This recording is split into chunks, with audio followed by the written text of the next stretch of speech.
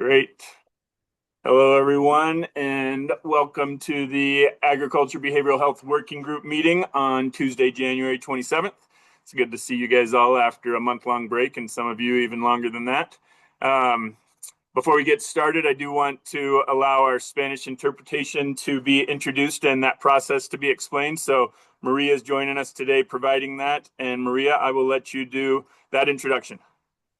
Thank you. Thank you. Good morning, good afternoon, everybody, depending where you're joining today. My name is Maria Elisa Fuller, and I am here with the Community Language Co-op. Thank you for the invite, and thank you to your team and the support to this community to advance language justice practices. So kudos to you all for that intentionality behind those efforts. The idea is that every individual can fully engage and participate in the language that they feel more comfortable with. So thank you again for that. I am going to be providing simultaneous interpretation for today's session. We are going to enable the channels once I finish giving the instructions in Spanish. You're going to notice that a new icon appears in the bottom of the screen. The icon is a globe and it reads interpretation. If you're joining from a tablet or a smartphone, you might find the option for interpretation when you locate the three dots in the bottom right corner of the screen. So whether it's the globe icon or the three dots, I'm going to ask you to click on it and choose your preferred language. I want to remind you all that Spanish is lengthier than English, so please be mindful of your speed while you present to allow the space for interpretation.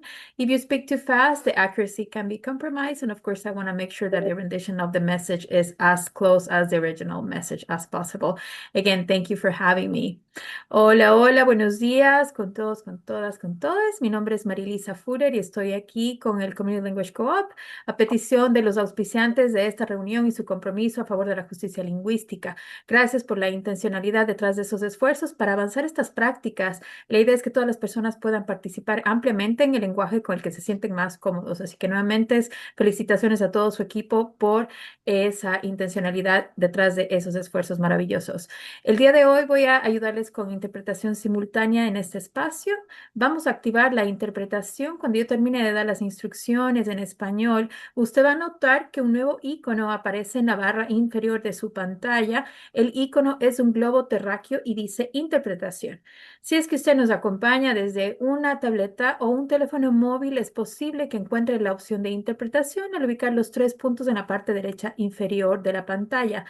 Los tres puntitos estarán encerrados en un círculo acompañados de la palabra more, que se escribe M-O-R-E. Cualquiera de las dos opciones, a los tres puntos o el icono de globo, usted le da un clic y escoja su canal de preferencia.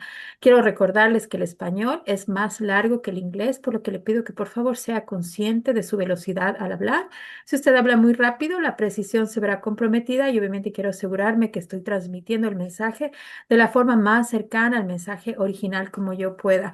Nuevamente, gracias por la oportunidad de acompañarles en esta sesión. Estoy lista para empezar. I'm ready to initiate interpretation. Thank you for having me. Have a great session, you all. Thank you, Maria Elisa. All right. And the rest of you guys, thanks for joining as well. We do have some community support and participation from community members. And if you are joining us and are not a panel member, please know that your participation is welcome and encouraged. Please feel free to message in the Q&A, and Rosie and Liz will be monitoring that and will pass on anything that you have. And feel free to also, at the end of the session, we will have a moment where you can unmute and share with us as well any questions that you have. So thanks for joining us. And then for those of you that are on, well, let's do some quick introductions of just the folks that are on the screen. I know that not everybody's a member of the working group, but if you'd be willing to just share your name, where you're joining us from, and what capacity you serve in whatever role that you're representing here on this call. And I will start. My name is Clinton Wilson. I work with Colorado State University and the Colorado Agribility Project. I serve on this committee as a representative of Rocky Mountain Farmers Union also, and I live in Fort Collins, and I'm joining from campus there. And just to make it easy, I'll call on folks as you represent on my screen. So I'm going to go to Sonia and just say, hey, Sonia, tell us who you are.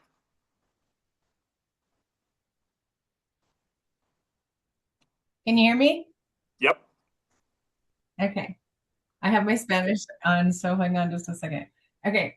My name is Sonia. I work in the communications division at Colorado Department of Agriculture, and I really love supporting this team. I love to see all the good work that's happening all over the state. If you ever need help reaching a larger audience, I am the person to reach at CDA with any programs, events, opportunities, and I love to help. So, yeah, that's who I am. Awesome. We love having you support us. And I'm going to, while we've got him on the call, let Robert introduce himself. Thank you, Clinton. Hi, everybody. I'm Robert Cicada. I'm the Ag Water Policy at the Department of Ag and helping co-lead this project, which I'm really excited to be able to. On behalf of Commissioner Greenberg, she's on maternity leave right now, so I'm also serving as acting commissioner. But really want to welcome our two new appointees, who will introduce themselves a little bit later on, Leova and Wendy. So thanks for your interest, and we're excited to have you on board. And then thanks to Rosie for stepping up. And my new role is taking a lot of time, and I'm going to probably have to drop off here shortly. But don't ever hesitate to reach out to me anytime if there's anything that I can do. So thanks, Clinton. Great. Thank you. Rosie. My name is Rosie Scavrin. I am coming to you from Farm Show today, so apologies if my internet is a little spotty. I work at the Colorado Department of Agriculture in our Drought and Climate Resilience Office, but I get to work with the behavioral health group on the side, and I provide administrative support. So if you ever have any issues with Zoom or you want meeting minutes, agendas, stuff like that, come to me. Awesome. Thanks. And Liz. Good afternoon, everyone. I am Liz Thomas. I am here with the Behavioral Health Administration, also coming from Farm Show, but in my hotel room. I am the Agricultural and Rural Program Administrator for the BHA, also co-leading the Behavioral Health Group. The Senate bill that created this group also created this position, or my position, so really excited to be here. Thanks, everyone. Awesome. JC. Good afternoon, JC Carica with Access Health Systems out of Durango, Colorado. We serve Southwest Colorado. I have a place in Durango and I have a place in Rocky Ford. So I'm both sides of the Southern Plains and happy to be part of this group. Thank you. Tammy. Hi there. I'm Tammy Valentine, and I am with Hope in the Valley. We're an inpatient substance use treatment center, and then we provide outpatient mental health counseling as well. And I'm the clinical director there. So, yeah. Perfect. And we'll hear more from Tammy later. Thanks. Glad you could join us. Jacob. Hey, y'all. I'm Jacob Walter. I'm the Associate Director of Statewide Initiatives and Outreach at CSU Pueblo. Is where I'm coming to you from today. And on here for my agricultural production perspective and some family history with mental health. Perfect. Leova. Hi there. So you heard my spiel. I'm Leova Mascarenas. I'm a representative of part of the San Luis Valley, born and raised here. A chief program officer for San Luis Valley Behavioral Health Group, and so representing the rural frontier communities. Awesome. Really glad that you could join the group and be a part of this. Thank you. Diamond. Yeah, hi, good afternoon, everyone. Diamond Roybal, she, her pronouns. I'm from the Colorado Office of Suicide Prevention. I am kind of standing in on behalf of the OSP while we are on the search for our rural strategy specialist. We have a vacant position in our team that has historically sat on this work group. So as we are on the hunt for that person, I'll be myself and some other folks on our team will be sitting here kind of on the interim. Great. Thanks. Appreciate it. Chad. Hey, good afternoon. Good to see everyone as we move into 2026.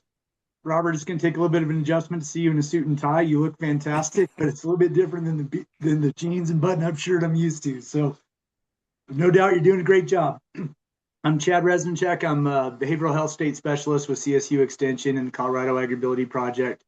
Great to see you all and look forward to what the new year will bring us. Right on. Mike. Well, good afternoon, everyone. Mike Olguin. I'm currently sitting on tribal council here with the Southern Indian Tribe located down here in Southwest Colorado, south of Durango, and of course, neighbor to Ute Tribe, which I see Richard's joined us as well. But definitely am excited about this role, working with you all. Just some exciting news that we just finished up a council meeting here about 30 minutes ago, and one of our subject matters was actually approving a land dedication, establishing a recovery housing for behavioral health. So we're Right moving in on. the right direction, and had a pretty extensive session with Clinton earlier. And I think with all that in mind, looking forward to a lot of great things coming out of this group. Thank you. Awesome, Mike. That's exciting to hear about the tribe valuing those parts of your agriculture system and your community. So thanks for sharing. Richard. Hi, I'm Richard. I don't know what's going on with my camera right now. I've had some technological challenges in the last couple of weeks. IT accidentally erased my entire laptop, so I'm kind of rebuilding everything. But I'm really glad to be here. And yes, I'm Richard Harlan, and I work with the Ute Mountain Ute tribe. Next door is our friends over there at Southern Ute, and I'm a behavioral health provider myself, and I've just really appreciated this opportunity. I've learned a whole lot here, which I've tried to take back into our direct care with our clients here. So it's been a great opportunity for us, and just appreciate being here. Right on. Glad you could join us. It looks like maybe Kirsten's the only other person that hasn't introduced himself.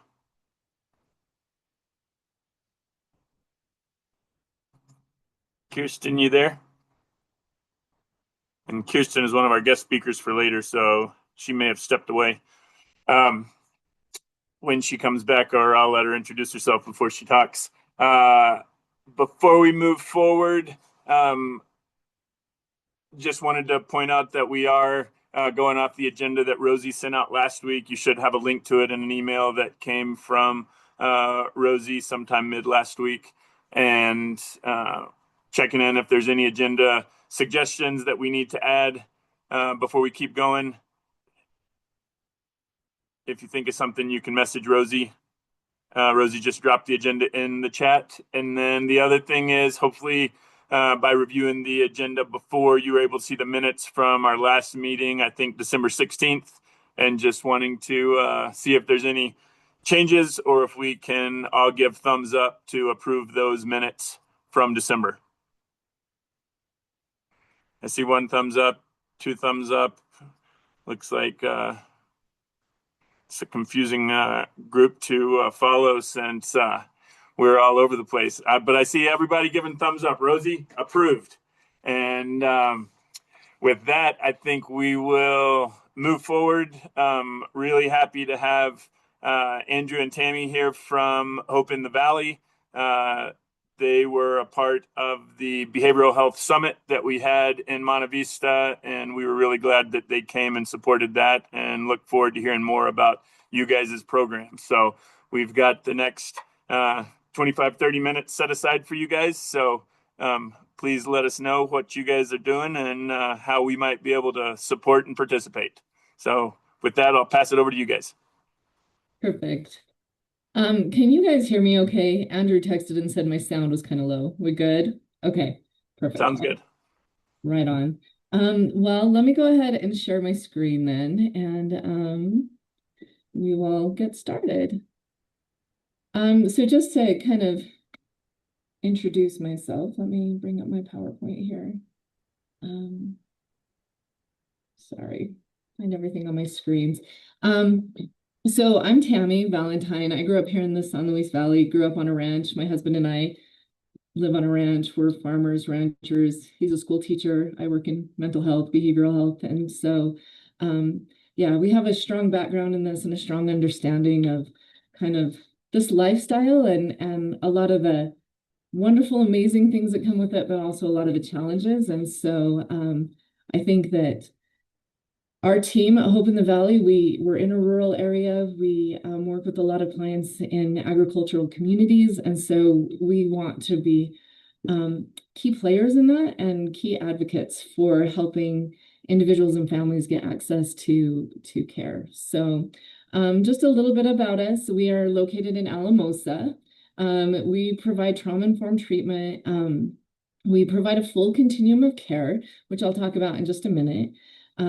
It's really important to us. The one thing that we have clients tell us as they go through our program, a lot of the feedback that we get is it's just so nice to be treated like a human being. And that's like kind of what drives everything is we're treating people, and we're not treating problems, and we're not treating illnesses, we're treating people, and we're working with them from wherever they come from with our trauma-informed approach. So when I talk about a full continuum of care, in the substance use treatment world, we have different levels of care that work across a curriculum. And so at Hope in the Valley, we have a full medically assisted detox. We have 24/7 supervised withdrawal management. It's a safe, supportive setting. And we really try to stabilize clients and do it in a way that they don't have to go through all the sicknesses and the troubles that come with withdrawal, and make it just more comfortable for them so that they're more likely to stick it out. And then we have a 3.5 level of care, which is our residential treatment program. And so clients stay and they live in our facility for 30 days. And this is all clinically managed. So when they're in our treatment there, we do a lot of behavioral health groups. They're focused on behavioral health, substance use treatment, relapse prevention. From there, they can step down to our partial hospitalization program. And this is where they will come into the facility for 20 hours a week and engage in groups and individual therapy, support groups, and then they return home. And this gives them the opportunity to start making that transition back into the real world, but still having that full support with us. So the partial hospitalization program, they're usually there for about 20 days. With detox, they're there for 4 or 5 days. Residential is 30. Partial, they'll be in that 20 to 30 days. And then we step down to our intensive outpatient program. And clients come in for 3 hours a day, 3 days a week to engage in groups. And then they get an additional hour of therapy weekly. And for that, they're usually in there about 36 to 48 days of programming. And then we can step them down to our outpatient counseling program. And that is that's more like the traditional counseling where they come in once a week for therapy. And so we offer all of these except for of course, the detox and the residential, but we don't offer those as telehealth, but we offer the PHP, the IOP, and the outpatient counseling as in telehealth as well. And then we do have community meetings every evening. And so our facility is very busy with people coming in and attending meetings. Some of those are peer-led, and then we have, different speakers that come in and run those meetings.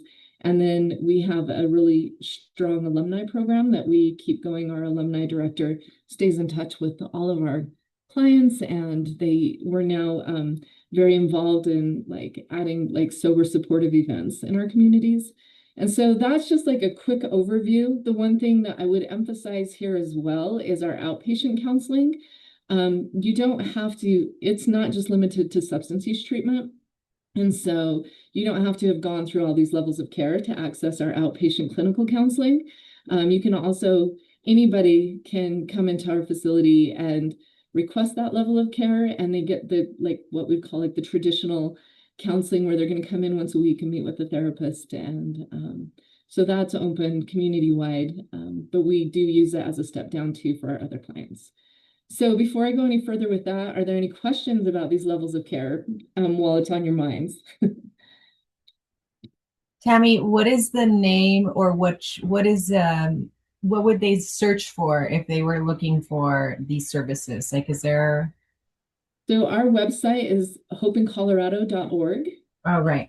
Okay. Yeah. And so usually you'll find us also if you're just searching substance use treatment centers, rehab facilities, just a Google search, and if you search it in our area, it's going to bring up hopeincolorado.org as well.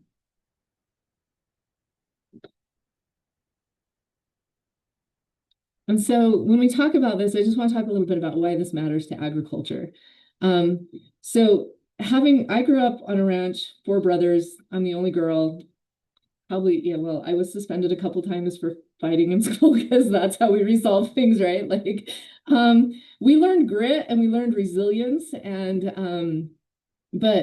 that's great. Like resilience, it's kind of lacking in our society right now, and so we do really emphasize resilience, but we also know that resilience does not replace the mental health care that we need. It'll get us through a lot of hard times, but then what do we do with that? Like I look at, my dad, he's rancher his whole life, toughest guy I know. And my mom passed away in October, and the grief hit him in a way that he's never experienced before. And so all the resilience in the world wasn't quite enough to get him through that. And so helping him find access to the right kind of support has been really important. And it's hard for him. Like that's a hard thing. He had a hard time for a long time even understanding what his daughter does as a therapist, right? And so there's just the stigma that comes with that. But we have to be aware that resilience doesn't replace mental health care. As I'm sure everybody on this panel knows, agriculture carries high stress, isolation, and financial pressure. I know like right now we're all looking at one of the worst droughts we've ever been in, and we're all trying to like navigate what is that going to look like this spring and this summer as we're thinking about crops and everything. And then how's that going to play out in the fall? And we're watching cattle prices all the time. And you can really, the more you watch that, the more like your anxiety goes up, stress goes up. And it's so much that we don't have control over. I tell my husband all the time, it's such a weird thing that we work in an industry where if we were to sell any other product, we set the price. We look at, what's the going rate, but then we get to set the price. We don't get to do that with livestock. We just kind of have to take our chances of what it's going to be and try to figure out the best time to sell and everything. And it can add a lot of stress and isolation and financial pressure. And then, of course, in our rural areas, we have limited access to services, which makes it even harder. And then we also feel like because we don't have that, maybe we don't need it, is sometimes like the interpretation that we'll get in rural communities. And so really switching that narrative to we do need it and we need to work harder to make sure it's accessible. Just some like the realities of what healthcare or what mental health is in rural areas. So suicide rates they're increased nearly 46% over 2 decades in rural areas. And rural residents generally have a higher suicide death rates than urban residents. And then farming, fishing, and forestry are among the highest risk occupations. And so we just need to be aware, like it is a significant problem. I think the isolation, the stress, the lack of access to care all play into this. So when we start looking, and there's a lot more statistics we can bring up, but I just wanted to keep this pretty basic, but just aware that like it's a much higher risk in our rural and agricultural areas. So I kind of looked at, and this is part of a slide from another presentation, but just kind of looking at like local impact. And I need to bring up my paper for this, but we can see these realities clearly. These are suicide rates are well above the state and national average. And in some rural counties, data is suppressed because populations are small, but that doesn't mean risk is low. It often just means the opposite. So we can kind of look and see what ours is. I don't know why I don't have on this slide the state and national rates, but we are significantly higher. So when we look at these, we can look at suicide rates. A lot of times it's interesting what substance use is. Sometimes it's the thing that keeps somebody alive. It's like the one thing that's between the stress and the anxiety that they're experiencing and suicide is going to be substance use. And it's kind of a counter way to look at it. And when I explain that to clients that like, hey, maybe like using alcohol has been the thing that kept you alive until you got the right kind of help. And so when we think of it that way, and we think, my goodness, if our suicide rates are higher, then we know our substance use rates are going to be higher. And so this just kind of shows that we have higher rates in rural communities. Again, more statistics. We also have, when we look at anxiety and depression, we know that it's a lot higher in rural areas. And I won't go into all the details of that, but just kind of putting that on your screen for you to look at and digest and think about. So when we look at impact on families, mental health and substance use, they affect entire households. And anybody, I feel like at this point, everybody has had some experience with someone who struggles with substance use.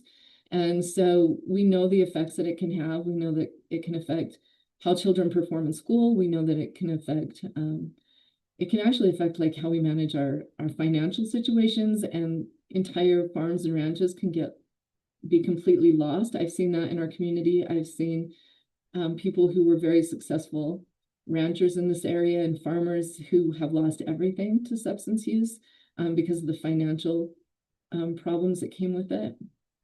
And so one big thing that we really emphasize at Hope in the Valley is that treatment is for entire families and support systems, not just for the individual. Another thing here in the Valley that is a really important population that we need to remember and think about are our migrant workers.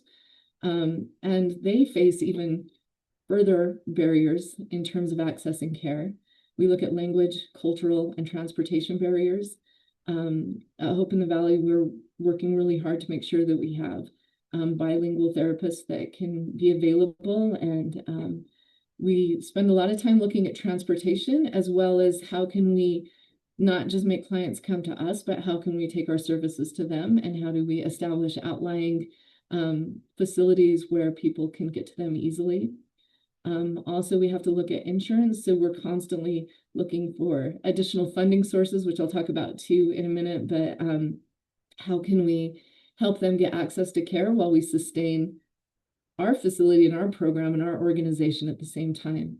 But for those of you with insurance, we know what a nightmare it is. But when you're trying to navigate that as a migrant worker and you're trying to navigate that with language barriers, it makes it that much harder. So the more we can do to reduce those barriers, the better off we are. And then there's just higher vulnerability due to isolation and mobility issues and access to just other, all these social determinants of health that we talk about. We know that our migrant and seasonal workers face a higher level of those that can interfere with their ability to access services. So what are some things that do help? Early screening and intervention. We love to partner with our local health clinics and like SLV Health, Valleywide, working with them and making them community partners so that when they have people coming into their clinics, whether it's substance use assessments or anxiety, depression, those kind of assessments, we want to collaborate with them and say, hey, we're here, we're an available resource for you to refer to. And so working closely with them, as well as, of course, implementing our own early screening and interventions. So again, the local trusted rural responsive providers, and then integrated mental health and substance use treatment. That's one thing we provide at Hope in the Valley is we integrate the mental health and address the co-occurring disorders as well as the substance use treatment. And then working really hard to just reduce the stigma through our community partnerships, making people more comfortable just talking about substance use and mental health problems. I think people are becoming more comfortable with it because people are having more experiences with problems related to these areas. And I don't think even when I started in this field with my private practice several years ago, the way the stigma has been reduced over the years is impressive. But I don't think we're quite out of the woods yet. So, but those are things that we can do to help. So what are we building at Hope in the Valley? I already went over like our different levels of care and kind of give you a quick snapshot of what we do provide. But the trauma-informed rural responsive care is super important to us. We want a culture to where when somebody comes in, there's no shame, because we know that shame is isolating. And we know that when someone's struggling, that shame is going to be there, and we want them to have a place where they get to come in and they feel safe enough to be vulnerable, because we know that vulnerability is the way out of shame. And so we want them to, when they walk in our doors, to be met with somebody that meets them as a person, as a human being, and says, hey, we're here, we got you. We want to be able to make sure that our staff is trained in trauma-informed care and that they know how to provide culturally appropriate care. And when I talk about culturally appropriate care for our area and for most of our rural areas, that's also being able to understand, what do we do when we have, somebody like a 70-year-old rancher come in and scared to death, this is like out of their wheelhouse, anything. How do we put that person at ease and make them feel like, yeah, you're right where you need to be and we're here for you. And so that's super important in terms of just training our staff and developing our culture around it. I already talked about our full continuum of care, so I won't go into that. And then we really work hard to make sure that we have services available that anybody can access at appropriate times. It would be very convenient if we could all work Monday through Friday, 8 to 5, but not everybody works Monday through Friday, 8 to 5. And so having schedules that work for people who have to travel distances, or being aware that, like, hey, we're in the winter months, and like for us right now, we're just getting ready to start feeding our cows again. We just got them off the prairie. And so sometimes there's months and throughout the year, there's seasons where maybe we can prioritize mental health and that treatment. But if we're culturally sensitive, we're going to be like, hey, spring is coming. I'm not going to be able to see this client as much. And so we're really going to work hard to make the most of the time that we have them, and then find ways to just stay in touch with them when they, like, if they are out on the tractor, do they feel comfortable to call and do a check-in with us? Or are they okay if we shoot a text and how you holding up, things going good? And if they are, then we just continue. But we need to be like very sensitive to that and not make them redesign their whole lives around our schedules. We need to be available for them. So one of the things that we're doing is we're developing a scholarship fund. We're working with local businesses to have a scholarship fund. So we kind of run into different problems in our area. It's kind of twofold. We have clients who come and they have no insurance at all. And so first thing we're going to do is work to try to help them get some kind of insurance. Another problem that we have is we have a population of people who have some kind of insurance, but it's terrible. Like, it's not enough to cover the services that we have. Like for me, like our insurance through my husband's work, it's $6,000 deductible per person. And he's a school teacher. We work in ag, like we just don't have that kind of money, And so this is a huge barrier for a lot of people that are kind of in the same boat that we're in. And so if they come in and they say, hey, we really want to access these services, but this is all our insurance will pay, we're going to say, hey, we've got a scholarship fund. Let's look into that and see if we can cover that gap. If they don't have insurance, we can pull from the scholarship fund. And then again, we're going to work to help them get insurance. But we want to make sure that finances are not a barrier to services. And we have a lot of faith in our communities. Another nonprofit that I work for, we've done a lot of fundraising with our businesses, and they've been amazing. And it's not even as significant of a cause as substance use treatment and mental health. So as we move forward with this, we know that our businesses will support us in this as we build the scholarship fund. And as we move forward, we're definitely going to market this and, have businesses, companies, individuals, organizations, anybody that wants to contribute to this fund can do so. And so we're just rolling that out right now, but we're super excited to have it. So things that agriculture leaders can do to help, of course, support awareness and reduce the stigma. And I love that there's this work group and that's what these conversations are about. Partnering with local providers. So I love that Behavioral Health Group is on here. Hope in the Valley is on here. We're like your local providers. And so as we get leaders in ag working with us as providers, we're going to be able to help people that we see every day get access to care. And then always advocating at every level, state, federal, or national, whatever level it is, community, advocating for services to be accessible. We have one county that has come to us several times and said, we want you to set something up in our county.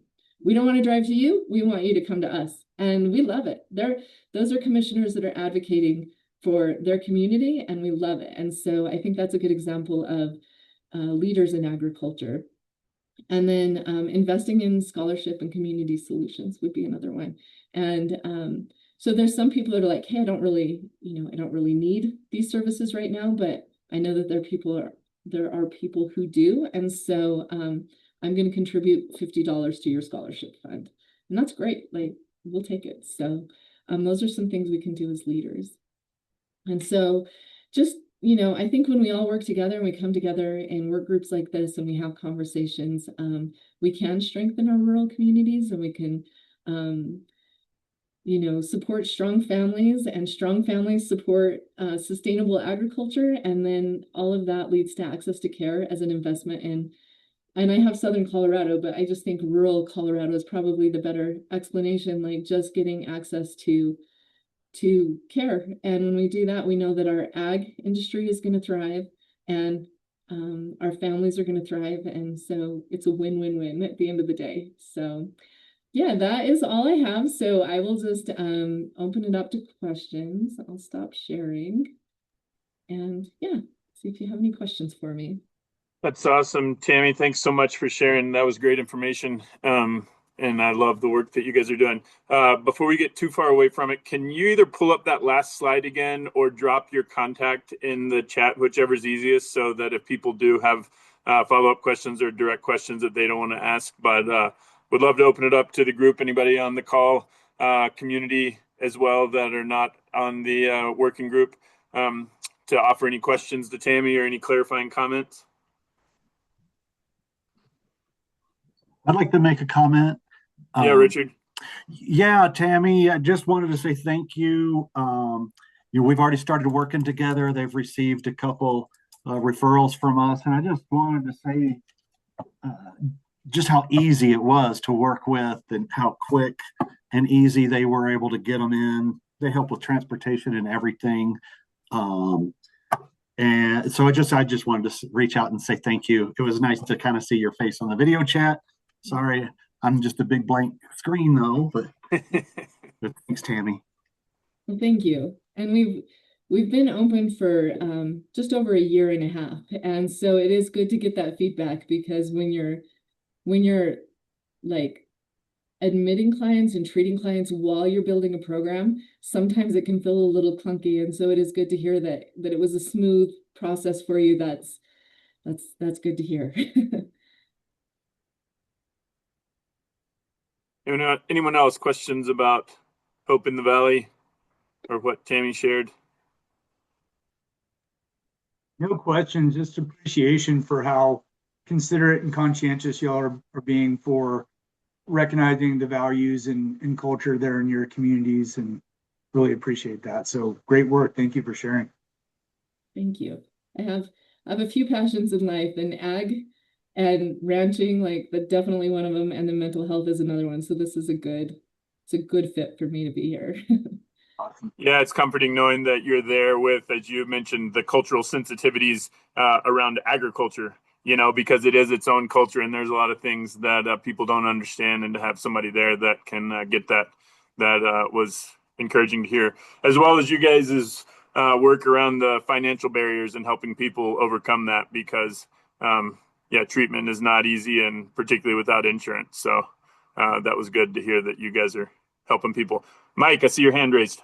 Yes, Tammy, thank you for the presentation. And what I'm going to do is actually forward your information and also share your website with our behavioral health team as we're building up our capacities. As I'd mentioned, we're in the process of getting a recovery facility built. We do have a behavioral health operation, and I know ag is one of those big areas that is very concerning, and especially in our area where we're actually going to be updating rules and regulations, codes, which is going to cause some stress and probably financial burden on a lot of our members that are assigned some of these agricultural lands.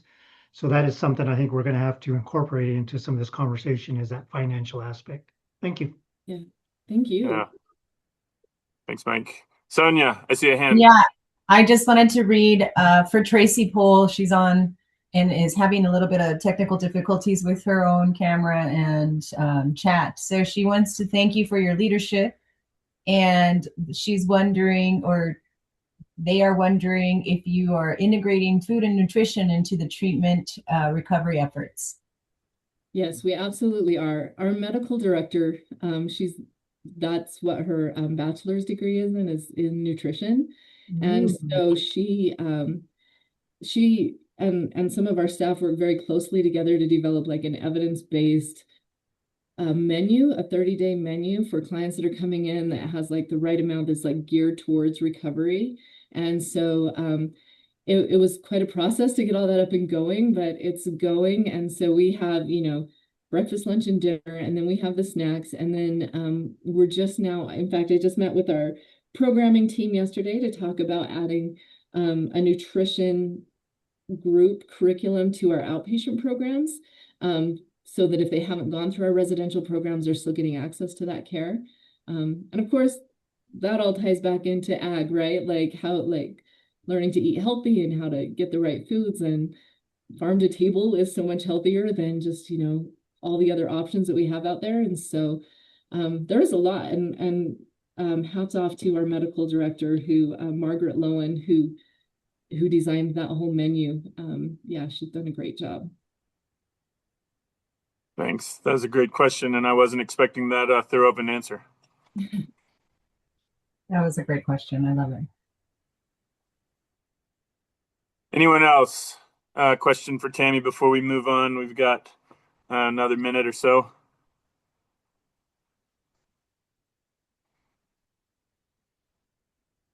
Well, thanks for joining us, Hold Tammy. on, one more. Sorry. One more question. Yeah. Would love to know if farmers growers are a part of that conversation, locally sourced food to the centers. Yeah, go ahead. We work with Valley Meat, and we do the majority of our ordering through them. They're a local, but I don't know exactly where they get all of their food from. So I can't answer that directly, but they're a local business here that we do most of our ordering through them, and they've been amazing to work with, and their food is amazing. I've used them personally for 3 different weddings for 3 of my kids, so they're just amazing. And but as far as like where they're getting their food from, I don't know. I can't answer that exactly. Wish I could. That's a good question. Great, thanks. Andrew, before we move on, anything that you want to add about the organization that maybe Tammy didn't hit on?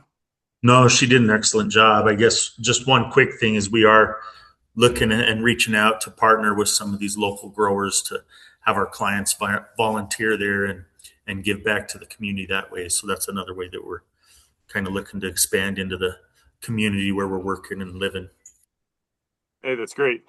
Thanks. Really appreciate you guys' community focus. Well, cool. Well, thanks a lot for joining. And if you guys on the call have any questions, please direct them to Tammy. And thanks. You guys are welcome to stick around for the rest of the meeting or drop off as needed. We are going to move. Clayton, I'm going to share one quick thing that I forgot is we are hosting a symposium on March 27th. Okay. There in Monte Vista, same place you had yours. And then we're going to be doing a bunch of different breakout sessions, all related to substance use, mental health, and especially focused on rural and frontier areas in Colorado. Oh, that's great. And Rosie, do you have that information? You can send me a website or sign up. I'll send it out to the whole group. Yeah, we'll get that sent over. That's great. Yeah, that would be great. That would be great information to promote. Yeah. So I'll trust that Sonia and Rosie will get that amplified and put out to this group and others in the Valley. So thanks for sharing. Okay. Thank you very much for having me. Of course. And next I want to welcome Kirsten Wolfsberg. And Kirsten may have a partner that's joining as well shortly. But Kirsten, I will let you introduce yourself since you weren't here at the very beginning when we did introductions. And then, tell us about the lethal means study and anything else you feel is relevant to lethal means in agriculture. Absolutely. Hello, everyone. I'm Kirsten Wolfsberg. I am the Regional Behavioral Health Specialist for the Mountain Region with CSU Extension and the Colorado Ag-Ability Project. I do have my my friend Maya, Dr. Maya Haas, who is there to answer questions. She's here, but she's not on the panel. But she's actually the doctor that's behind the study that I wanted to talk about. A little bit of background. My background is 20 years of working in a hospital setting, doing suicide, homicide, psychosis, and substance use evaluations. So, of course, over 20 years, I certainly did a lot of evaluations with crisis psychiatric assessments. And obviously within those, there was a good portion of the suicide and the homicide evaluations that I did that involved firearms. So that's my background. My husband and I are also very active with our local sportsmen's club. My husband's the treasurer of that. He's also a 4-H volunteer working with the shooting sports here in Chaffee County. So I've seen kind of both sides of firearms and what can happen with them. So I have become very active with an agency called FIPI, which is Firearms Injury Prevention Initiative. It's through CU Anschutz. I sit on the state advisory network for them, and I'm very involved with a lot of the trainings.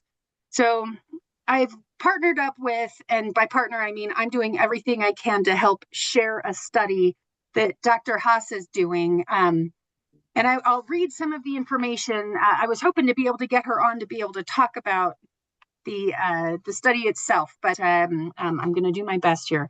So she's actively recruiting across the state any youth that have had any kind of suicidal ideations in the past. They are stable now, but any suicidal ideations in the past that had access to a firearm, because what she's wanting to do is study as much as possible anything around their experience with firearms. The end goal is to be able to improve the way that we care for teens that have access to firearms, especially around screening, talking with them about safety, anything, talking with adults around safety, anything having to do with that. But of course, the best place to get that information is from the youth themselves and from their families. So she's actively recruiting youth up to, I believe, 21 years of age. Maya, what was the 19? Up to 19 years of age. And again, the more that you can share this study, I will, Rosie, can you put those, I'm not good with IT, especially when I'm talking, but to be able to put the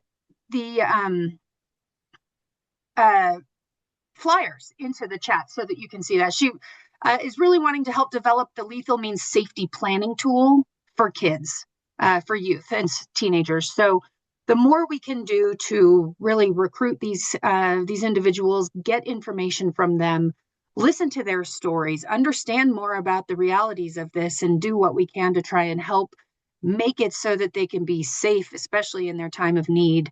They're already teenagers. They're already going through enough in life. So the more that we can do to help reduce access to the lethal means and safety planning around any kind of intense mental health issue, that's really what we're looking at doing. Or I should say, Dr. Haas is looking to do. I, again, am doing everything I can to try and help her promote this safety across all of Colorado, specifically our rural youth, because they have different ways of viewing firearms than urban kids do quite often. So, okay, Rosie, are you going to put those in there, or am I going to try to figure out how to do this? What questions do people have? And if I don't, oh, there we go. The Google Docs are in the chat. And if I don't have the answer, then I do have Dr. Haas on the call here as well, and she can answer them probably better than I, but I will do the translation through the chat.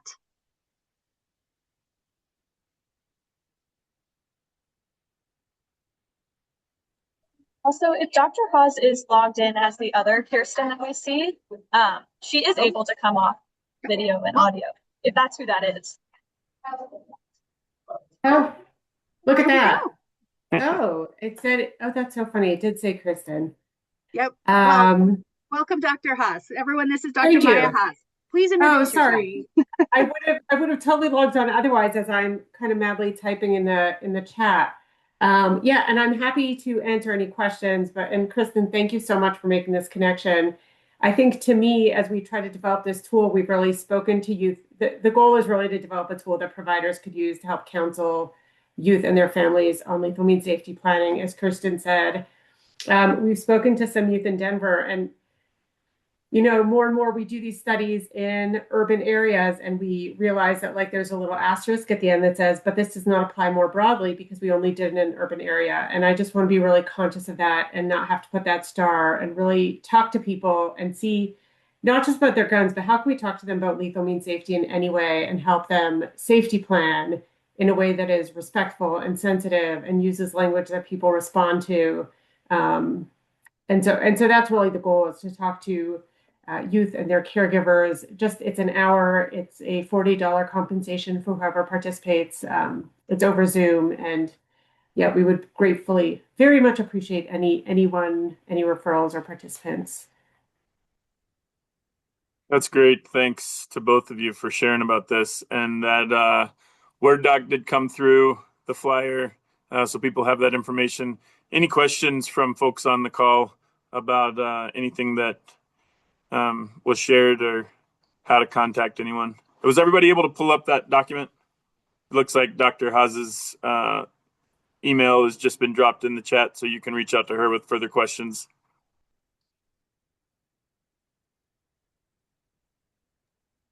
Cool. Well, thanks for making this connection. Pop on. Yes, that works good. And we even have the correct name now.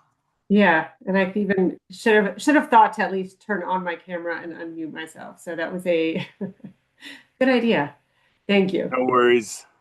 Thanks for the quick work on that, Rosie. Go ahead, Chad.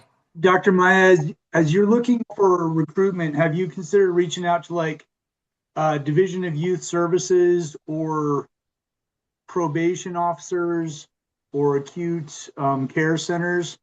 Just trying to think of, where might you get the best exposure to people that have gone through that with fresh experiences and willingness to engage in that sort of feedback loop?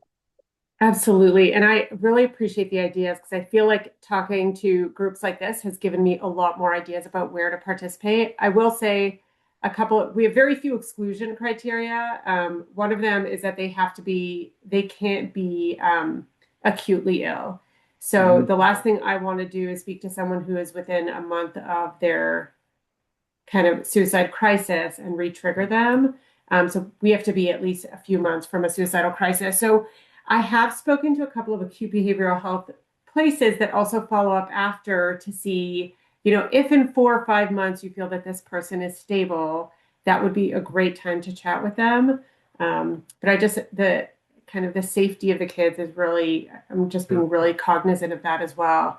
And we are also not allowed to talk to anyone involved in the juvenile justice system, just not to be coercive at that point. Hopefully that is going to change, because I think there is a higher risk for those kids as well, right? They're also probably at higher risk for suicide. So as we kind of move forward and pilot, I definitely want to do that. But I wrote down Division of Youth Services, and I will definitely get in touch with them. Thank you. Best of luck to you. Thank you so much. The other recommendation, I know that Kirsten's done some work with 4-H and FFA across the state, and so making sure that you're connected to that leadership team as well. I've done what I can to try and promote it through the 4-H circles. What they do with it from there is really up to them. But I have sent many pleas for help, just so that we can spread this far and wide, including 4-H. Yeah. Any other thoughts or questions for Kirsten or Dr. Haas? Well, thank you so much for the time. I really appreciate it and love hearing about everything you guys are doing too. So I appreciate being able to sneak onto this meeting anyway. Right on. Glad you were able to sneak on. Yeah, and, thanks everyone. You're not Thanks so for sneaky anymore now that we can see you. All right. Okay, then. You guys are welcome to stick around, Kirsten and Dr. Haas, or drop off as you need. We are going to move forward. We've got a little bit more than 30 minutes left, and wanted to just check in with the working group around some goals that kind of originated from Rosie's work with the legislative report that we did at the end of the year, and people offered up some thoughts around that. There was also some rich discussion on the subcommittees around these goals, and just kind of wanted to get some feedback from folks on, do these seem like good goals? What other goals do we want to add? How might we want to modify these goals? So if you don't have your agenda pulled up, I think that Rosie just dropped something in the chat. That was actually a flyer No. to the Open the Valley You Summit, sent the but I'll flyer attach the to agenda. the summit, which you can click on to save that as well. But Rosie did put the agenda at the beginning of the chat, so you can go back and access it there. But under section 4, we've got 5 goals that are up there. And I'm just kind of going to go through them. And if you have any feedback or thoughts, feel free. Rosie will be taking notes on this, and then we'll try to hone these in. And the next part is about subcommittees, and so this can kind of inform that as well. So the first one is just to support and promote 10 land logic trainings. For those of you who were at the Ag Behavioral Health Summit, Chad was able to do a land logic training there. The BHA has some funds from the same legislation that created this work group that has been put towards making land logic available, I think, for free for a number of therapists across the state. Is that correct? Yes, for 500. Yes. Okay. And so the hope is for 500 therapists across the state to be able to take the land logic training. And Chad, do you want to just say a couple of sentences, cliff notes of what land logic is for anybody who might not know? Yeah, our hope was to design a clinical intervention or clinical training that would provide our licensed behavioral health providers with actual tools and structure and case conceptualization to guide them through the therapeutic process, specifically in working with agricultural clients. We realized that there are a number of training programs out there that kind of gave overviews of agriculture to help people understand those unique stressors, but we couldn't find anything that offered like specific clinical tools that had been culturally adapted for this population. So we took a number of cognitive behavioral therapy techniques and acceptance commitment therapy techniques and tried to make them as relevant as possible for people in agriculture. We've been fortunate to train a few hundred providers at this point across the country. We're doing evaluation studies to try to look at the actual effectiveness of it. And with the kindness of the Behavioral Health Administration, we are able to offer this for any licensed Colorado providers. So we have virtual trainings scheduled and through monthly and through April, and I will drop the link in the chat for those. So anyone that's interested or just has questions about it, feel free to reach out and I'll be glad to share more information. Fantastic, thanks. So second goal was to support and promote COMET community trainings and COMET trainer trainings, which COMET is calling regional trainer trainings now. The idea underneath that is to coordinate 15 new statewide trainers. I think that seems realistic.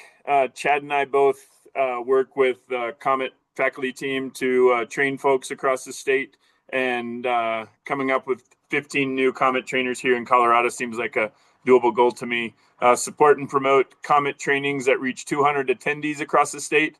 Obviously, getting more trainers out there will allow us to reach that number of attendees. And then support and promote 3 COMET training sessions around the state in Spanish. And I love that one. COMET is translated in Spanish, and they are doing some work to make sure that that is culturally sensitive to the agriculture world and to get that out. And I don't know, Chad, do you know if there are a number or people here in Colorado that are trained in the Spanish presentation already? I know that Esme is out in California, but I don't know about trainers here in Colorado. I feel like there's 1 or 2 maybe on the West Carol? Coast, but I can't remember for sure. So I think we should actively work to get some people identified that would be good for that and have an interest in. I have a kind of feel like question. the Carol Grule maybe. Oh, yeah, I think so. Sorry, someone else was talking. Oh, Sonia. No, I just had a question come through. It says, Emily wants to know, how many people do you need to be interested in getting trained in COMET to do the training? Is it in person or is there also a virtual option? Excellent question. For the regional trainer training that they do, it's a group of 6, but they do have virtual trainings available that are open to folks to join. And I don't know the best way. Maybe Rosie or Chad, could you put my email in the chat and you can reach out directly to me, Emily, and I can connect you with the COMET folks so that you can find when a regional trainer training is going on. If you're talking about a community training, there's not a minimum number, but those are free and available to communities. Best size is usually 10 or more, not more than I'm going to say 10 to 20 is probably the ideal size for those trainings. And yeah, if you want more information on COMET, please reach out to me and I can get that information to you about community or the regional trainer training. Sonia, is there another question? I don't see one. I'm trying to put the PDF in the link for everyone and I accidentally did the wrong link. Oh, okay. But Your I'm hand going to was go still ahead and raised, so I'm going to send keep that bugging to you. her. Yeah. And Clinton, it did look like a COMET sent an email earlier before this meeting saying they're trying to schedule a regional. So this would be a COMET facilitator training that would be virtual, and they're tentatively looking at March 31st, 11 a.m. to 3 p.m. Okay. That's still in the development stages, but if you want to mark your calendar, we should have more information about that certainly next month, or we can, if someone wants to reach out to Clinton, we can keep you updated as we learn more. And that's to be trained to be a trainer. Correct. Yep. Awesome. Okay, so if you have questions about goal number 2, feel free to reach out to me and I'll do what I can. Goal number 3, improve the annual summit programming to serve as many individuals as possible. Host a session or conference track entirely in Spanish, and host sessions or conference tracks for youth. And this was feedback just that we got from the last summit, just how to expand that and really make it more broad and the scope, to increase the scope to include Spanish-speaking individuals and those who serve and support youth. So questions on that or ways that we might improve that goal?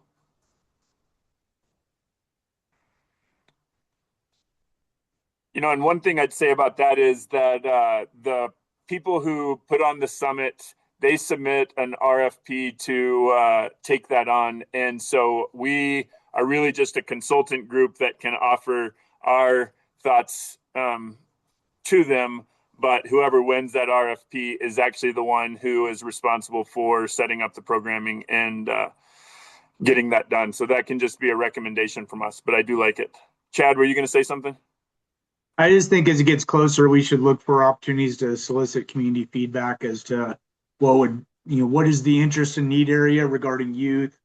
Who are the key stakeholders we need to have in place to look at what's the best sort of offerings to honor and meet the needs of our Spanish-speaking communities. And so I think we just need to be open to making sure we prioritize those as agenda items with enough time to gather community feedback and input. So.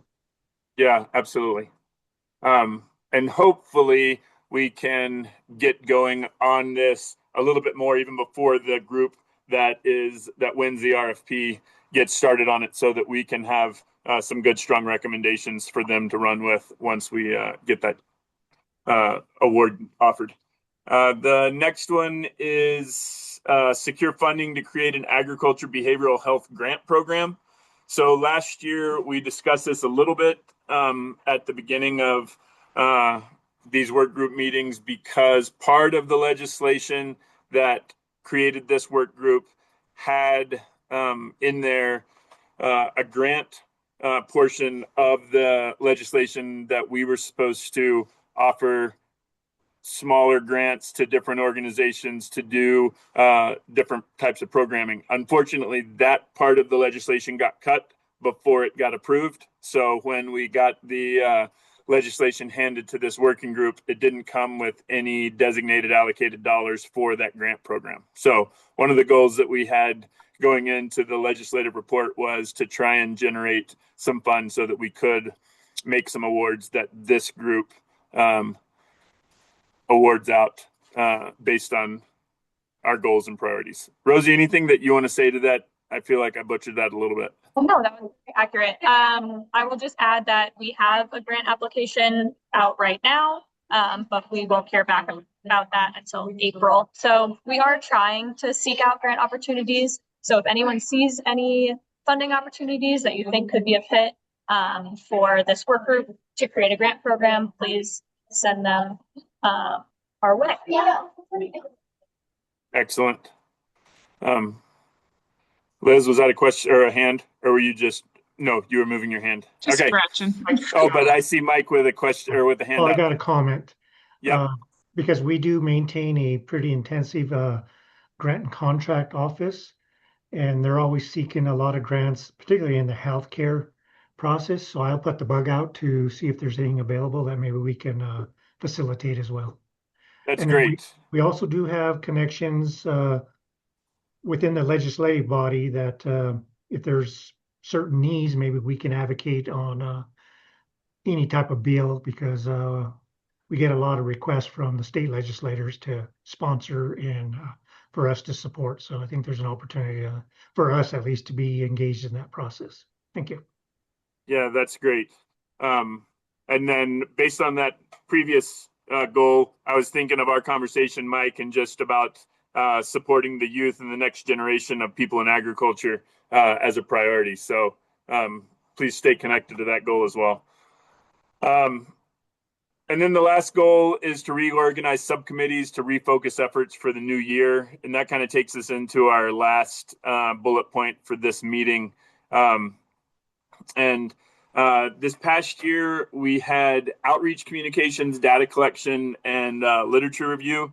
By default, Chad ended up chairing those last two subcommittees after Catherine left the working group. But we do feel like that those two subcommittees that Chad was chairing did kind of fulfill their goal and mission to some degree, and wanted to check and see how do those need to be changed this next year to adjust to the work that was done this past year. And then Liz has stepped in to take on the outreach and communications chair, and definitely want to figure out how do we make that subcommittee just a representation of the work that we're doing here, and also a subcommittee that really amplifies the work that's going on across the state. So underneath that bullet, under new subcommittees, there's 4 proposed for this next year. Outreach and communications will stay the same. Liz, I think, has agreed to continue doing that for this year. Unidos por la Salud Mental en el Campo, that I think is a representation of something that Yulisa has recommended as a subcommittee. And my hope is that Yulisa would be willing to chair that. I messaged her earlier since she wasn't able to make this call today, but she's also a member of the Behavioral Health Working Group, for those of you that don't know Yulisa, and is a very passionate proponent and support for that population. The third subcommittee is advancing change through policy. This is a new one that was recommended, and I think that it did come from the legislative report, just the idea of how do we spend more time throughout the year looking at policy that is being proposed, looking at opportunities for us to promote either policy around agriculture, behavioral health, or to recommend ideas and information to our legislators. Rosie, is there anything you want to say on that one, since that did, I think, come up from your work at the end of the year? I think basically, if the work group wants to submit to the legislature policy recommendations, it has to be in a very formal manner. And so that's why we want a subcommittee focused on that throughout the year. I'm hoping to have Jordan Beasley come back to talk to our group about how that formal process will look. But this is the opportunity for this work group to really be advancing change at the state level through policy.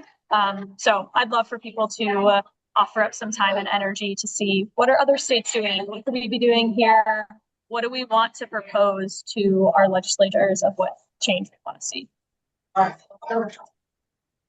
Yeah, thanks. And then the last one is this data collection. And Chad, I don't know if you have anything you want to say on where we finished off the year and kind of where it is still going on, because I know that you guys have interviews that are going on. There's been some reporting that's gone that's, I guess, represented some of the data that you've collected. But where are we at with that subcommittee, and does continuing it as is seem reasonable to you? I think it does make sense to continue it as it is. What we're looking at is two separate activities there. One is qualitative interviews, and a number of us have already engaged in or are in the process of completing those. We'll need to transcribe and analyze all the different themes for that. So that's one piece of it. And then our CSU faculty partners sent out surveys to over 1,000 producers in Colorado. We've started to get those results in, and so they'll work on analyzing that data and making a report available sometime through the course of the year. So I think the bulk of that work in terms of that piece has already been done. It's really just bringing in the interview components and looking at what are the themes and takeaways we can do from that. And admittedly, I have not put anything on the books with this subcommittee to follow up yet, so I'll have to get that going to get our interviews going. But yeah, I'm fine continuing to lead that. And in the absence of two of our members, I would like to go back to the previous subcommittee proposal and sort of halfway nominate Tim from Colorado Farm Bureau and JC as people that would be probably really good at that piece. Yeah, there's absolutely. Probably other members amongst us too that would be good at the policy recommendation piece. I'm happy to support in any way, but I would love for people with experience and vision to be able to help lead that. So yeah, that's what I have. Yeah, no, that's great. Thanks for those recommendations. It looks like JC had to jump off, and Tim emailed me earlier saying he was unable to join. So I think both of those folks could lead that well. So opening up other subcommittees that, what are you pointing at? Liz got her hand up. Oh, thanks. It's the other way for me. Hey, Liz. Hey, I was also gonna recommend Wendy. I don't think she's on today, but she's part of our work group. She would be great, and she does legislative as well. Oh, perfect. Absolutely. Yeah, great recommendation. So beyond those four, are there other subcommittees that anybody's thinking might be beneficial for us to break up? One thing that I really like, I just want to name for those of you that are on the call, thanks so much for being here. If you regularly connect with anybody from the working group that's not on today, maybe check in with them. I've sent out some emails just checking in with folks, but 4 subcommittees for, I think we have 16, maybe 17 folks. That's a lot of subcommittees to be running with just the 7 or 6 people that are on the working group that are on this call. So getting everybody's participation will be really helpful. So as I see that, I'm like, oh no, I don't want to add another one because 4 is already a lot for this. But happy to hear if anybody has any thoughts of how to modify those or a subcommittee to add.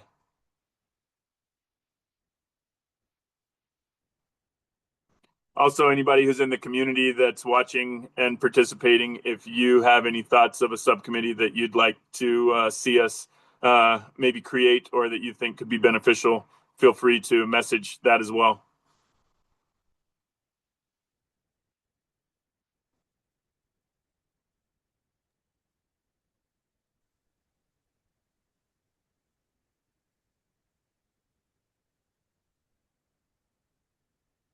Outreach and communications, did you all do a lot of the planning for the summit last year? Does that fall within that group? I think so. We kind of created a summit working group or subcommittee that supported that. But I guess it was kind of in that. But we'll definitely create one of those again. Rosie? Yeah, I was just going to say outreach really helped with exactly that, the outreach of the summit. So we had like a summit planning committee, but the outreach and communications group really helped with ideas of like, how are we putting this information out? Who should we be getting in touch with? So there was some overlap.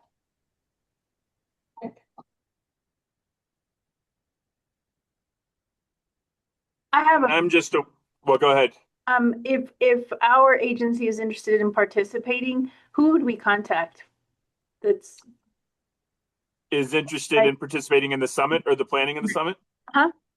Or just having representation there or giving presentation. Is it this Andrew Jarvis? Well, that is for the summit that Hope in the Valley is doing. Go ahead, Rosie. Yeah, I was just going to say, so there's two different summits. There's the one that Andrew talked about, which is the March 27th. And yes, he is definitely the person to reach out to for that. The summit that we're now talking about is this work group. Part of our legislation is to host an annual summit each year.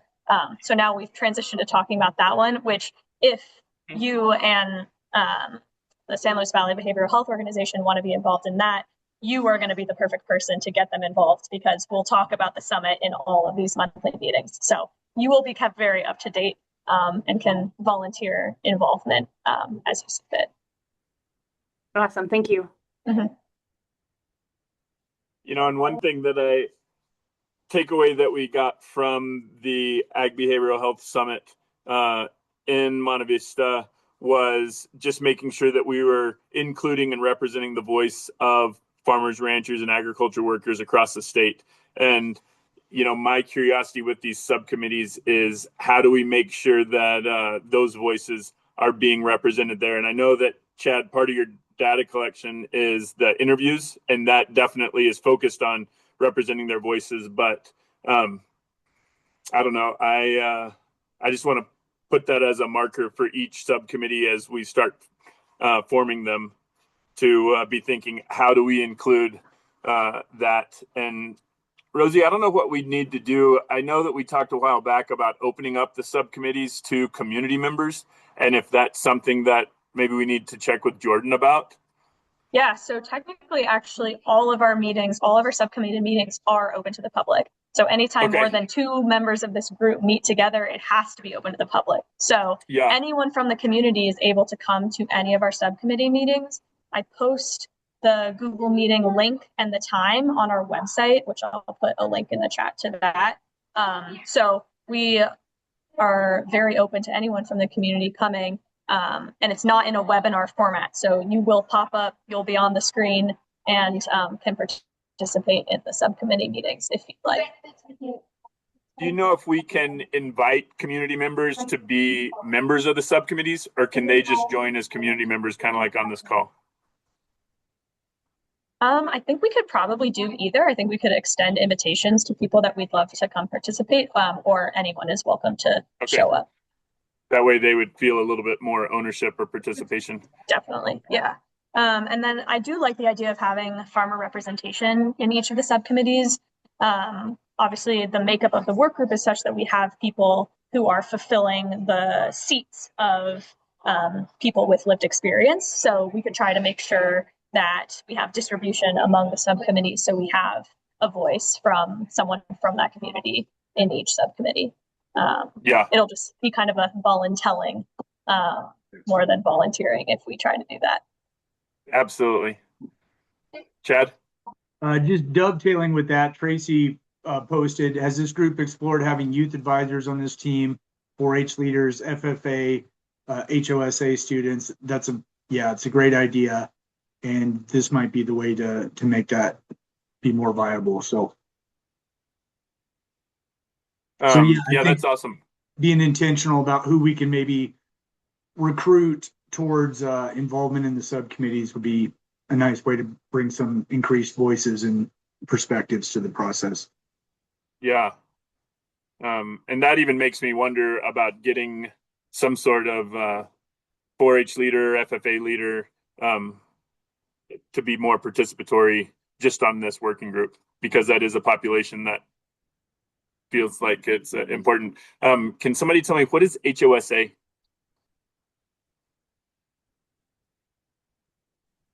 The acronym, not great Yeah. with, but it's another career and technical student organization through they're housed in the community college, same as FFA is part of that, and FBLA. Oh, okay. There's a like HOSA, and there's a bunch of different student groups like that. Okay. Yeah. And Jacob, I know that you're pretty involved in the Farm Bureau Building Farmers or Young Farmers program as well. And it seems like, having a focus on those, that population is something that you can be a good advocate and consultant for. Thank you. All right, before we move on from this, any other thoughts around another subcommittee or a bullet point under these subcommittees that we need to be thinking about? I don't want to assume too much, but it looks like we've got Liz that is chairing the outreach and communication. Chad said he'd be willing to continue to host the data collection. I'm thinking that Ulysses said that she would be willing to chair that bilingual professionals subcommittee. And so we have a subcommittee on policy that we can reach out to JC, Tim, and Wendy and see if one of them would be interested in chairing that. So that feels like a good leadership team taking those on. So without any further thoughts, I'll keep us moving. Rosie, since you still have good reception, we've kind of already hit on these tangentially through Diamond's first statement and your statement about Jordan, but anything you want to say on the CDA side? Yeah, I'll just remind everyone, and I'll remind this in email because the attendance requirement is not relevant to you guys that are actually here, but we did add to our charter that if you have 4 absences where you do not have a proxy assigned to the meeting, that then we will be assessing involvement in the work group. So that is our new expectation with the new year kicking off. So just a reminder that we're going to be that is now where the clock starts ticking with those 4 absences. And yeah, I think just the meaning behind that is we have a lot of lofty goals, and it is going to take a lot of participation to accomplish them. So I know it's a very busy time at this particular time of year. It's conference season, people are out and about. So just remember that it is always an option to invite someone else to come to the meeting in your place and report back to you. And the last thing I will say is that we have a whole new year of meetings. And so if people have speakers or presentations, you could say, I want to come present to the work group. Just reach out to me with any ideas. If there's people you've heard speak at conferences that you thought they were fantastic, send them my way because I'm building out our schedule for the upcoming year of meetings. Yes, thank you.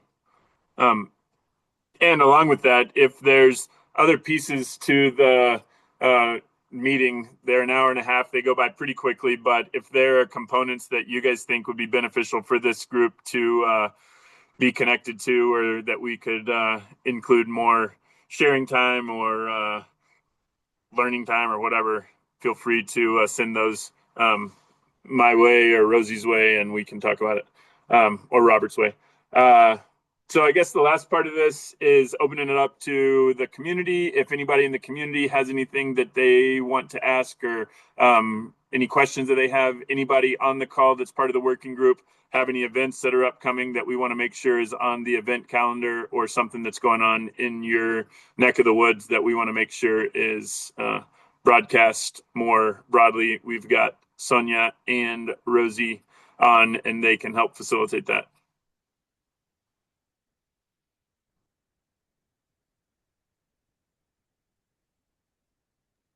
For Jacob? Yeah. Couple events. One, thank you, Chad, for coming up to Cheyenne in a week, I think.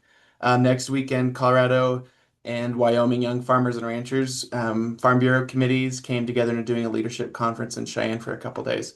And Chad's going to come up and do a breakout session. I think we have 125 young agricultural leaders across both states registered. So really Love it. excited for that. That's And great. then our friend Shauna Brown, she's the ag teacher up in Holyoke. I think I did that right. Yep, Holyoke.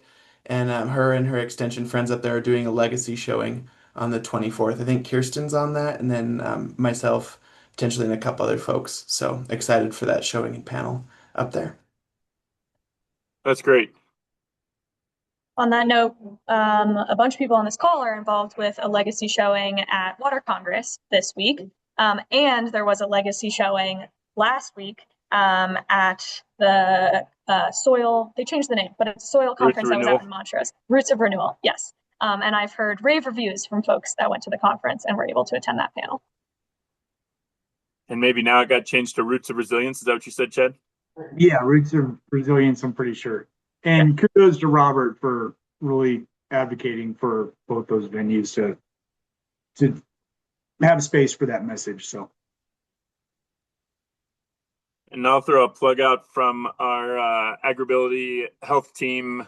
They have a couple winter workshops coming up that promote support for people with disabilities, physical limitations. There's one next week in Steamboat Springs, and there's one the following week out in Holyoke, since somebody mentioned Holyoke. So Steamboat Springs is the 4th and Holyoke is the 9th.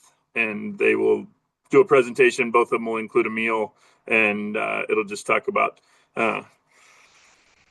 the opportunities for people who have physical limitations or disabilities to get the support they need to stay in agriculture. Liz, you got your hand up. Yes. Nothing specifically for BHA, but things that we might be attending. There's the Southern Rocky Mountain Ag Conference next week down in Monte Vista. Mental Health Colorado is having a suicide prevention day at the Capitol on March 19th, and people are welcome to attend that.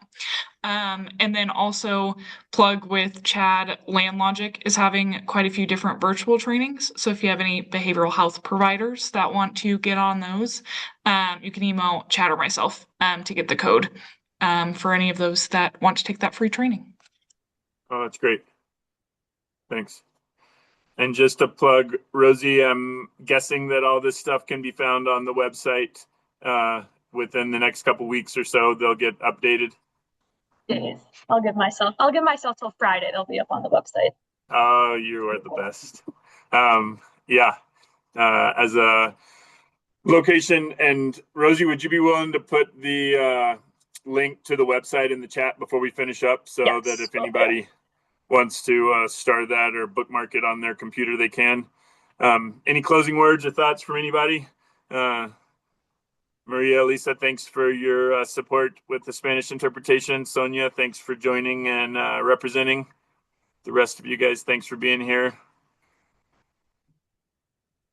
Thoughts? Mike? Good to see you. Yes. Richard, thanks for joining. Hope you get your camera fixed. Go ahead, Mike. No, I just said great meeting. Oh, yeah. All right, you guys, we've got 11 months ahead of us. Let's go do great things, and we'll see you again in February. Until then, be well. Yes. Happy New Year. Bye.